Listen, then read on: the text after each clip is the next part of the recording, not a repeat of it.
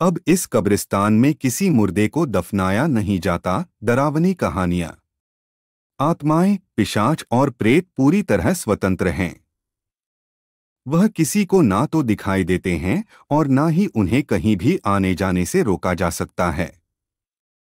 वह जब चाहे इंसानी दुनिया को अपना ठिकाना बना सकते हैं और अगर कोई उनकी राह में बाधा पहुंचाने का काम करता है तो वह उसे अपने उद्देश्य में सफल नहीं होने देते। खंडहर हो चुकी इमारतों और श्रापित जगहों पर तो रूहों का कब्जा होता ही है, लेकिन इंसानी जीवन का अंतिम पड़ाव कहे जाने वाले कब्रिस्तान में इनका आना जाना कुछ ज्यादा होता है। वह मुर्दों के शरीर के पास घूमते हैं, उनके शरीर को घंटों निहारते हैं और चैन की नींद सो रहे उन शवों को जो भी परेशान करने की कोशिश करता है वह उसकी जिंदगी को जहन्नुम से भी बदतर बना देते हैं। दोस्तों, चैनल को जरूर सब्सक्राइब करें।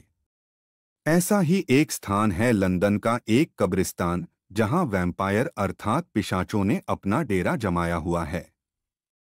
लंदन स्थित हाईगेट कब्रिस्तान में स्थानीय लोगों ने हर रात पिशाचों को अपना डेरा जमाए देखा है।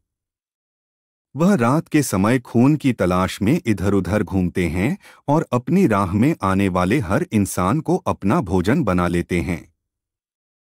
हाईगेट कब्रिस्तान के कई गेट हैं। यह वही स्थान है जहां दास कैपिटल के रचयिता कार्ल मार्क्स को दफन किया गया था। वर्ष 1839 में जब लंदन अत्यधिक मृत्यु दर जैसे हालातों से जूझ रहा था तभी इस कब्रिस्तान को बनाने का काम शुरू किया गया था। लंदन में रोज काफी लोग मर रहे थे जिन्हें दफनाने का स्थान नहीं मिल रहा था। लोग अपने प्रियजनों को घरों के आसपास दफनाने के लिए मजबूर थे, लेकिन ऐसा करने से बदबू और अन्य बीमारियां फैलने लगी थीं। इसी समस्या को हल करने के लिए हाईगेट कब्रिस्तान का निर्माण करवाया गया था।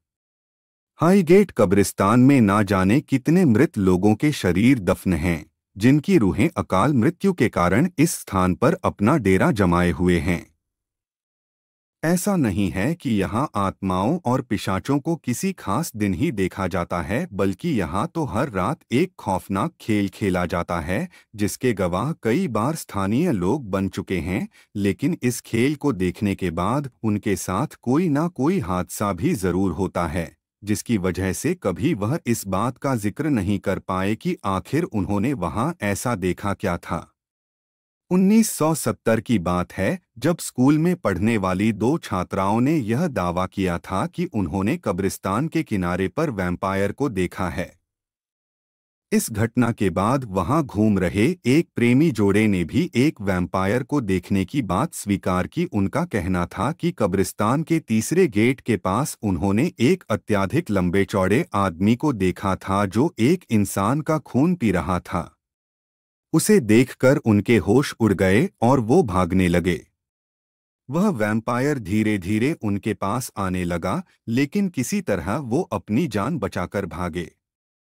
इस घटना के बाद कई अन्य लोगों ने भी वैम्पायर को घूमते फिरते देखा है, इसीलिए आज इस स्थान पर किसी शव को दफनाया नहीं जाता और ना ही इस स्थान पर कोई आता जाता है।